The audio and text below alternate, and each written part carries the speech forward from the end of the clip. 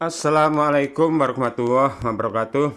Alhamdulillahilladzi arsala rasulahu bil huda wa dinil haq liyudhhirahu 'alad dini kullihi wa kafa billahi syahida.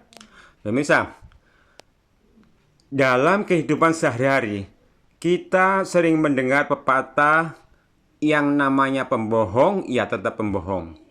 Yang namanya maling, ya tetap maling. Nah, stigma itu memang kerap disematkan pada orang yang hari-harinya biasa berbohong dan kepada orang yang hari-harinya suka mencuri, yakni stigma buruk yang seakan diri seseorang tersebut tidak bisa menjadi baik. Itu yang sudah membudaya di kalangan masyarakat kita dulu, terutama di daerah pedesaan. Namun kenyataannya, realitasnya tidak selalu demikian. Kenyataannya, ada fenomena pergeseran dalam menilai apakah itu suatu hal yang fakta atau dusta. Dan fenomena ini bahkan telah mewarnai karakter masyarakat dalam cara pandang, terutama di era informasi yang serba cepat dan meluas seperti saat ini. Dan kenyataan yang demikian, akhirnya apa-apa yang benar bisa dianggap salah, dan apa-apa yang salah bisa dianggap benar mengikuti kehendak yang berkepentingan. Dan perubahan kultur cara pandang masyarakat yang demikian masifnya adalah merupakan fenomena psikologis yang dikenal sebagai illusory truth effect, di mana kebohongan yang diulang-ulang berpotensi diterima sebagai suatu kebenaran. Atau ketika seseorang mendengar sesuatu secara konsisten atau terus-menerus, hal itu dapat mempengaruhi persepsi mereka terhadap kebenaran.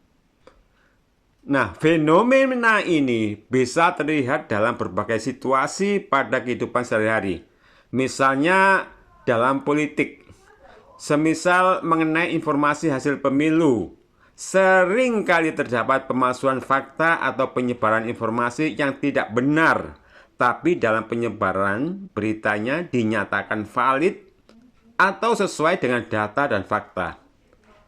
Dan karena penyebaran berita itu didukung oleh berbagai media dan disiarkan terus-menerus, maka apa yang sebenarnya dusta itu akhirnya oleh yang mendengar itu mulai mempercayainya. Dan akhirnya berita itu dianggap suatu kebenaran oleh kebanyakan orang. Dan kondisi yang demikian akan mengaburkan batas antara fakta dan fiksi, serta mengganggu komunikasi yang sehat dan produktif. Dan naifnya lagi, problematik seperti ini tidak hanya dalam lingkup sosial atau politik saja, tapi juga merambah pada lini spiritualitas atau keagamaan. Yang ini pun juga berakibat akan mengaburkan batas mana ajaran Islam dan mana ajaran hasil adopsian. Ajaran yang bersumber dari Islam bisa-bisa disebarluaskan sebagai ajaran Wahabi, hingga kebanyakan umat meninggalkan. Sedang ajaran hasil adopsian disebarluaskan sebagai ajaran Islam, hingga kebanyakan umat bersemangat mengagungkan amalan buatan tersebut.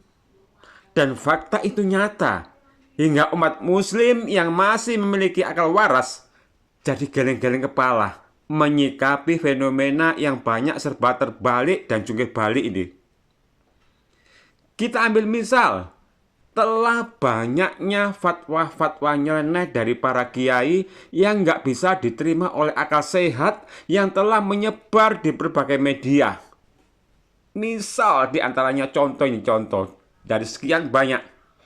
Pertama, telah menyebar fatwa sang kiai yang dikenal dengan Aba Aus, di mana dengan merasa tak berdosanya, ia sampai berani menyatakan bahwa manusia binatang yang berhaji ke Mekah.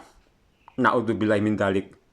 Sedang umroh yang benar dibilang ke Eropa, ke gereja katanya. Na'udzubillahi min dzalik.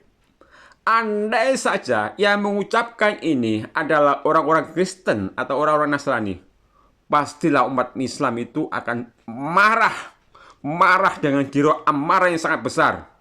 Bisa-bisa mereka yang mengucapkan ini akan dihakimi secara brutal.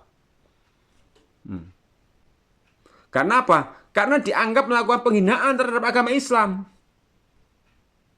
Atau paling tidak, umat Islam akan banyak mengadu ke cyberpolis agar menangkap pelaku yang dianggap penghinaan agama tersebut. Nah, pemirsa, silakan simak baik-baik pernyataan Kiai Aba Aos pada video ini. Ibadah di Masjidil Haram itu tidak sampai ke mana-mana. Yang sudah ke Mekah, sungkan tangannya. Tuh, manusia binatang haji itu ke Mekah.